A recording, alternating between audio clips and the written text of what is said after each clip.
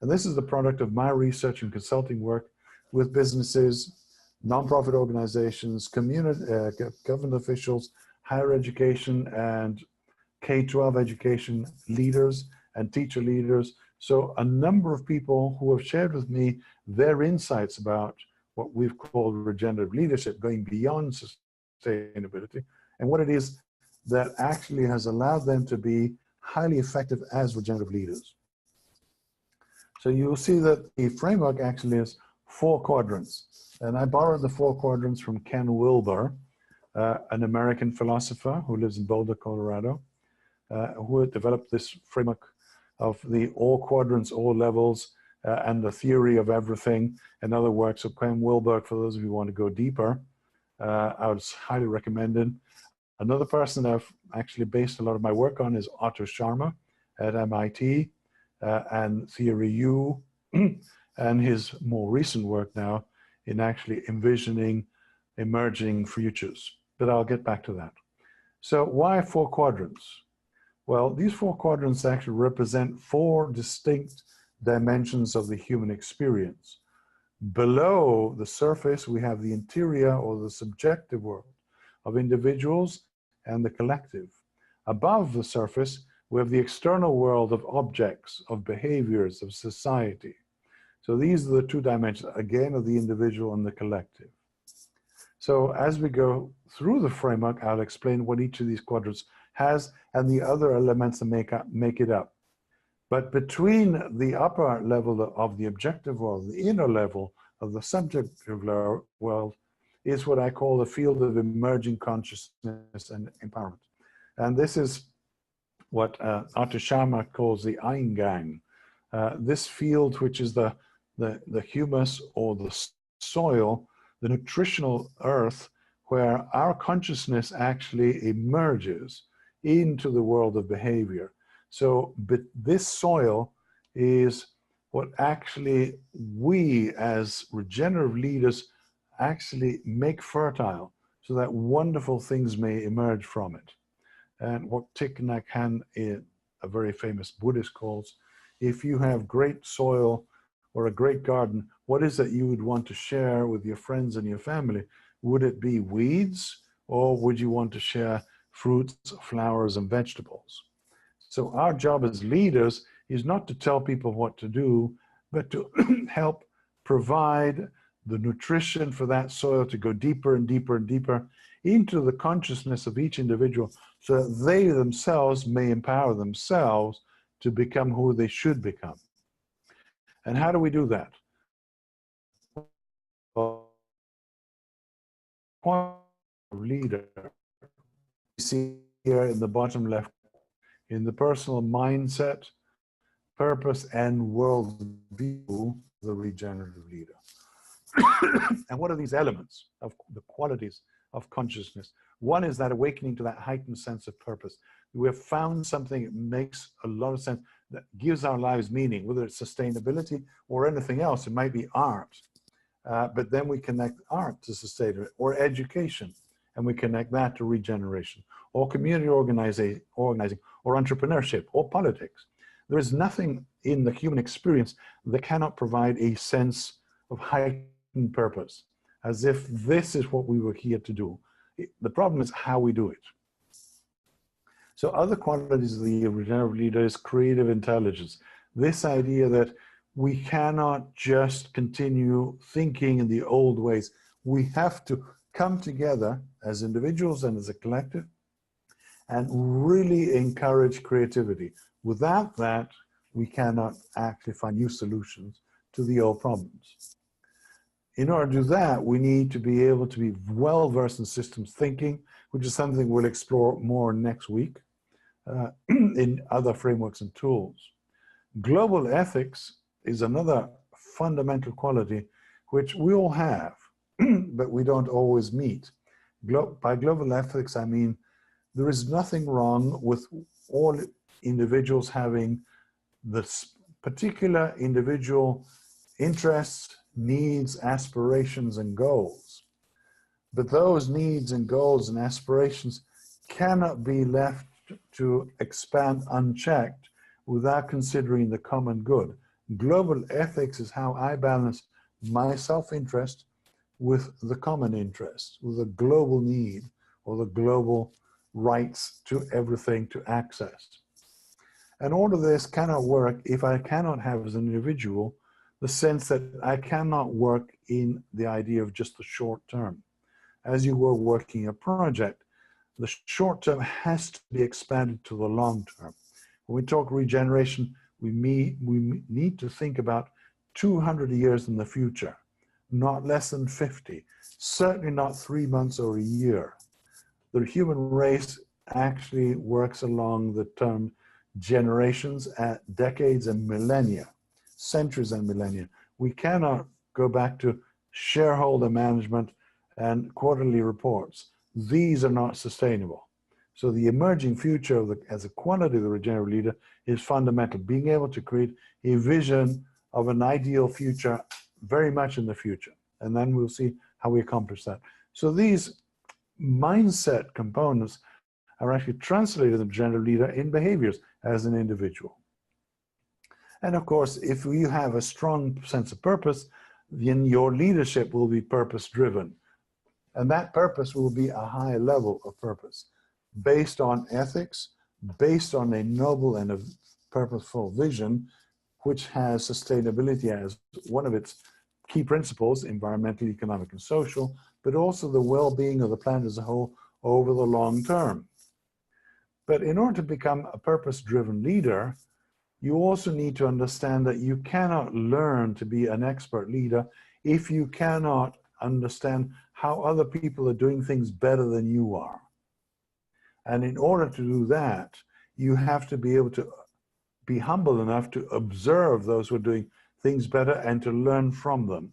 That requires you and all of us to be able to deeply listen to each other. And again, I'll be talking about generative dialogue next week, about how we actually reach the capacity to listen deeply to one another without any filters, without judgment. And in order to do that, we have to be able to engage multiple stakeholders, not just our friends or people who look like us, but people who receive the impacts of what we do, our clients, the indirect members of the community with whom we're not even connected, we don't think, until we realize that everything that we do has consequences and affects everything else in the universe. And that is what we call in quantum physics and mechanics, the butterfly effect, that everything that we think, everything that we do affects everything else in the universe. And that is a very powerful thought and challenge for us to be very, very ethical and purposeful and mindful as we make decisions in our behaviors. The next quadrant, and you'll see the next quadrant is down here, number 3, is not a cross. Why? Because as I said before, regenerative leaders don't tell people what to do. Actually, foster the collectives through this generative dialogue or conversation. And that generative dialogue actually is not about selling my vision to a group of people or telling people how great it would be to become sustainable. It's actually engaging in an open conversation in order to figure out together what is our vision, our collective vision, and our collective purpose going forward. And this brings in 2 very important concepts. They were big words, but easy to understand. One is the notion of transconceptual dynamics. The human race, and many of us when we work, we are stuck in using only reason and logic to solve our problems. And if we look at history carefully, it is reason and logic that have created the problems that we have today.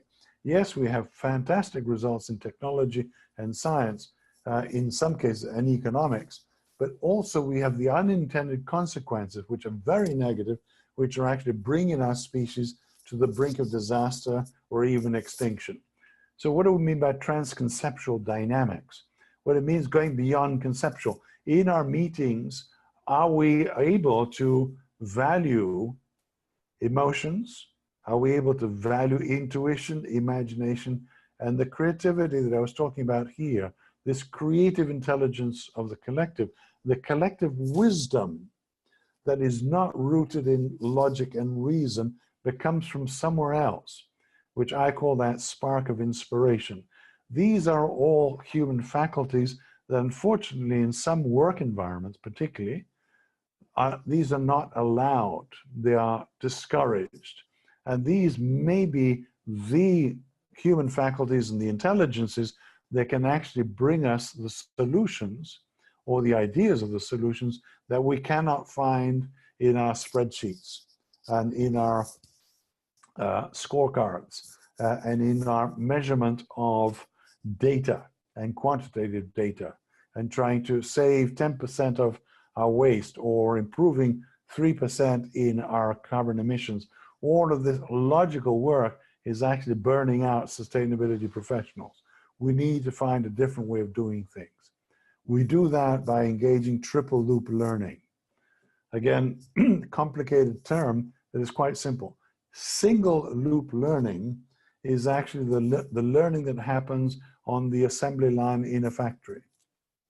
That learning is we build a car, we make a product, at the end of the assembly line, that car comes off the assembly line, goes on to the test track, the wheels fall off, we realize we didn't do a good job, we learn the lesson, we put the wheels back on, we go back to that stage, that phase in the assembly cycle, we improve, we train that person, we go through it again, but the system is working fine. That is single loop learning. Double loop learning is when we begin to challenge, why are we doing things this way? Isn't there a better way to do this? And therefore, we actually begin to do things like customized assembly. Toyota and particularly Lexus, you can actually build your own car on order. Dell does the same thing with computers. You can actually design your own computer through Dell by ordering it how you want it. That is more of double loop learning. It also goes into challenging the whys we're doing things, and therefore it challenges the values. But triple loop learning goes further. Triple loop learning is based on the premise that the realization that everything that we're doing is flawed.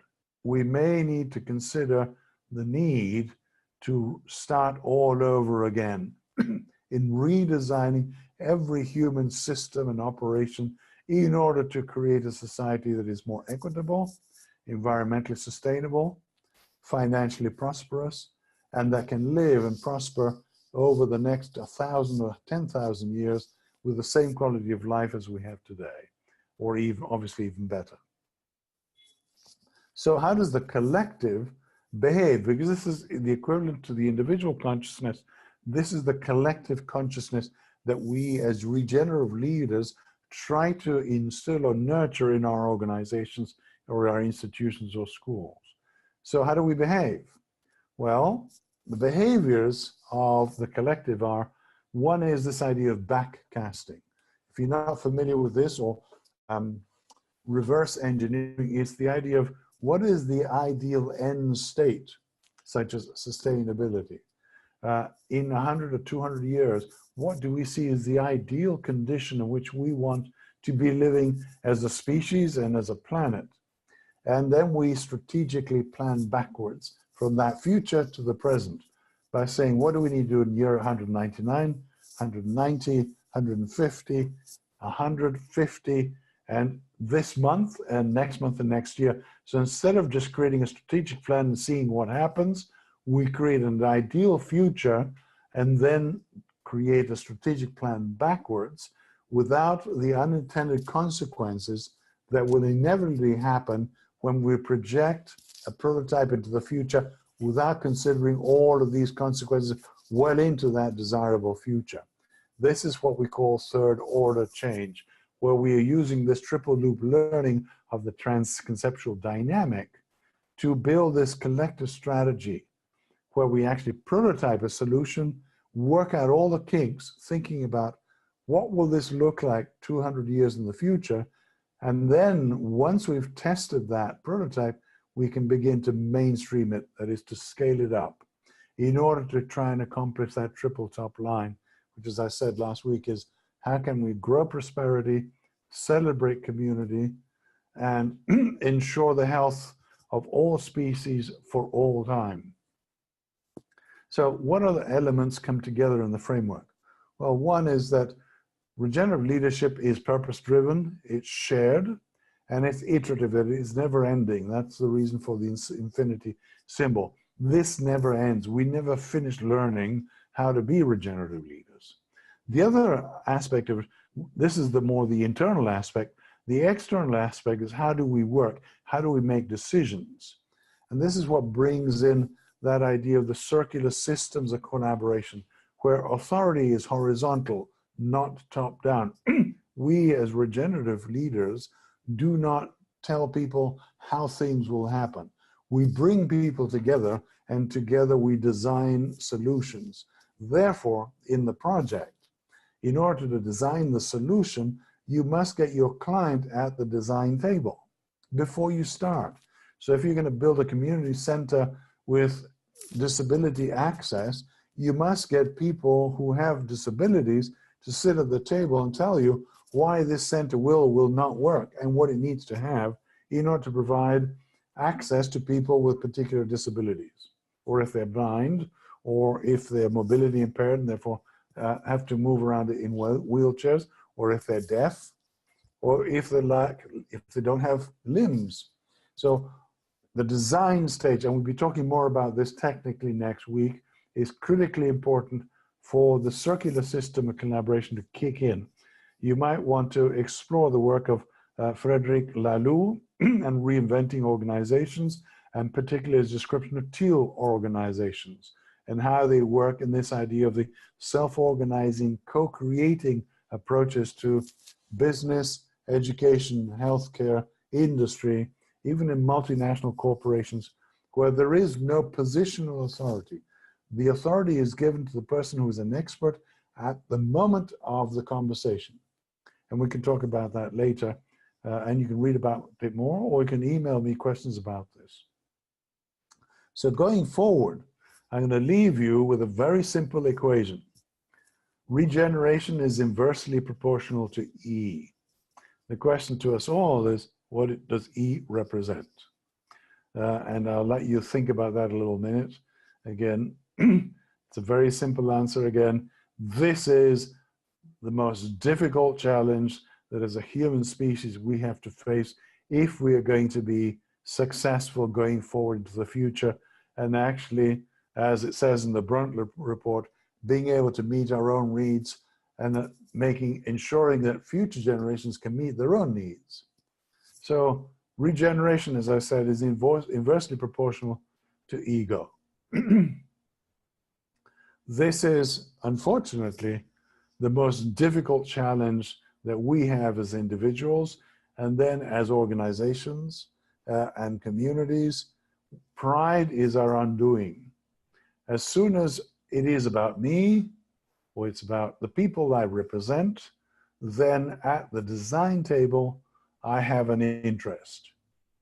I cannot let go of my ego sufficiently to allow the project to be more important than me, my self-interest, or the people that I represent. If I'm a politician, the mayor of a city, if I'm the CEO of a company and I have shareholders, if it's very difficult to, if I have run an NGO and I have victims of a disaster, I have to defend my interest, and that makes it very difficult for me and the people around a table to be able to design a regenerative solution, because what my imperative is, I have to go back and make money or save people's lives, and therefore I cannot think 200 years down the road. This is the real juggling problem and challenge for regenerative leaders. How can I balance the urgent needs of today with the long-term consequences of our actions? And these inevitably will come to roost. They will come and affect everything that we do. And therefore, one of the people in my research actually said, we have to be able to check, that is to leave our egos and our logos, our positions, our titles at the door. At the design table, there is nobody better than anybody else. When we actually create a sustainable building, the janitor who is actually managing the cleaning products and water must be at the management table, because he or she knows better than anybody else how to create a healthy environment for people who actually work or live in that building. So we need to think about everybody needs to be at the design table. So as you go forward into designing your project, whatever that is, think about these things and come back to the framework and make sure that you are actually using these elements to think about how you want to build your particular legacy.